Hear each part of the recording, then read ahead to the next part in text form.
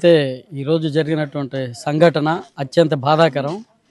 ఆధ్యాత్మిక చింతనలో భాగంగా జరిగినటువంటి అంశం జిల్లాకే చాలా బాధాకరమైన అంశం.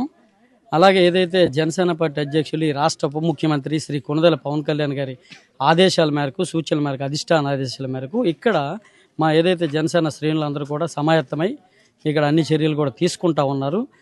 దీంట్లో వెనుకున్నటువంటి ఏంటి, ఎట్లా జరిగింది ఏంటంటే అన్ని క్లుప్తంగా నివేదిక ఇవ్వడానికి మేము సిద్ధంగా ఉన్నాం.